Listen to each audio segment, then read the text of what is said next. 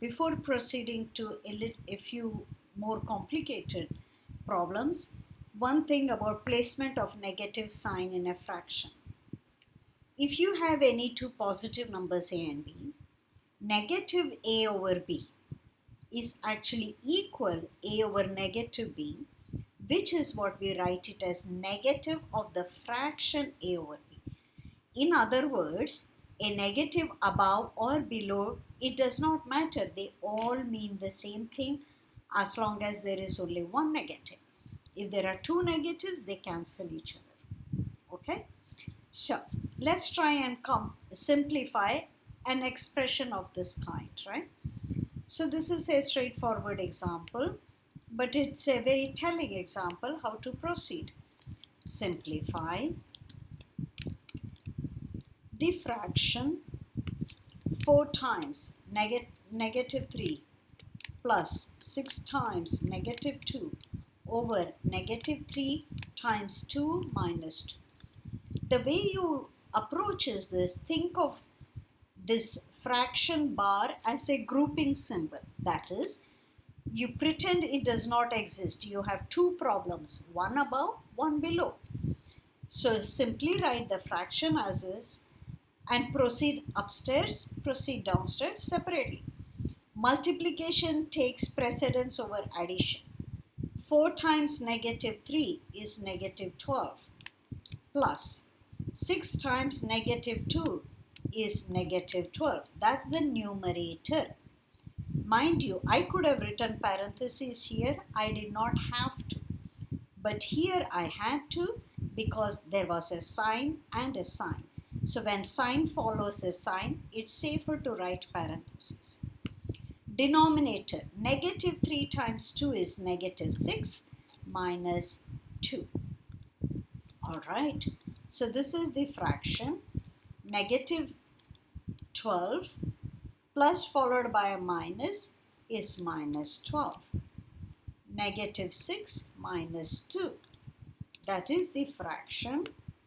Negative 12 is a negative 24.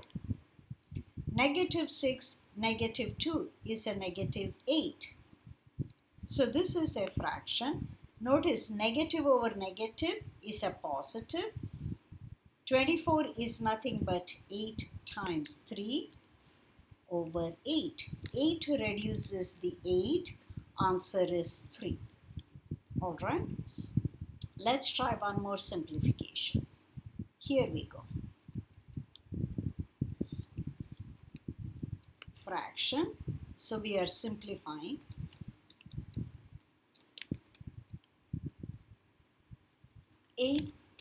8 times negative 2 plus 4 times negative 3, negative 5 times 2 plus 3.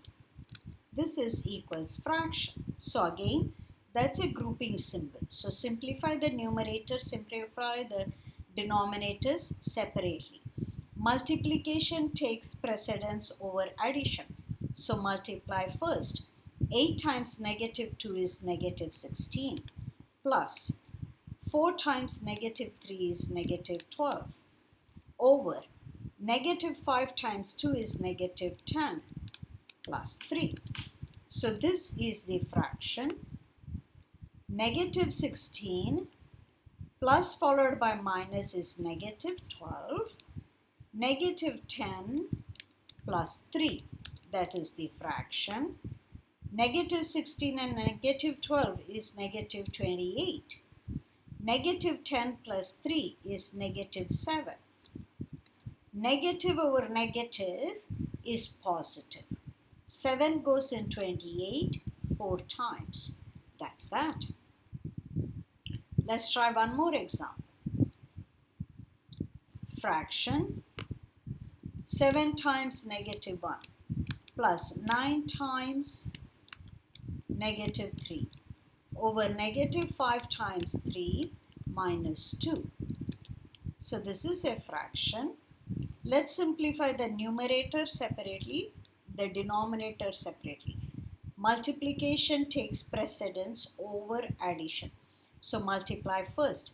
7 times negative 1 is negative 7 plus 9 times negative 3 is negative 27 over negative 5 times 3 is negative 15 minus 2. This is the fraction negative 7 plus negative 27.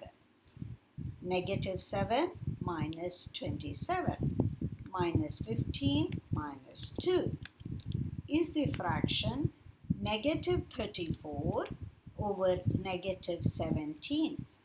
Notice negative over negative is a positive. 17 divides 34 two times. You're done. Okay. Here is a complex fraction. How do we simplify this?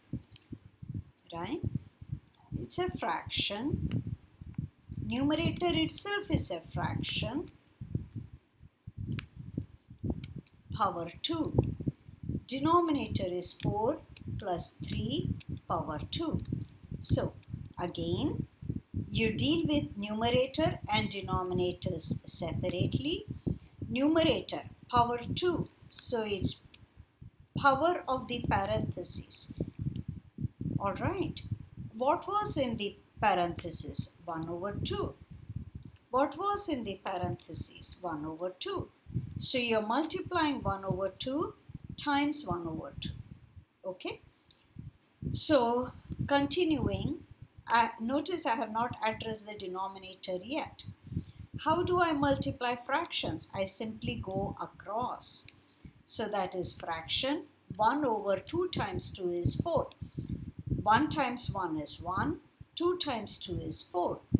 So the numerator is 1 over 4. Denominator on the other hand, 4 plus 3 power 2. Exponent takes precedence. 3 power 2, 3 times 3 is 9. So that gets us 13. Now how do we understand this? Well, this fraction literally means numerator divided by 13. That's a fraction, but this is not a fraction. So we can make it a fraction, right? 13 over 1. Why do we do this? Because the first piece is a fraction. Now, you can take the first fraction, multiply it by the reciprocal of the second fraction. So, how do we multiply fractions? Multiply straight across. 1 times 1 is 1. 4 times 13 is 52. And we are done. You see, from there you come here. All right. Here is one more example.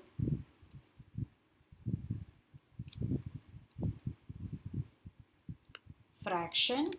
Numerator is the fraction 1 over 3 power 2. Denominator is 2 power 3 plus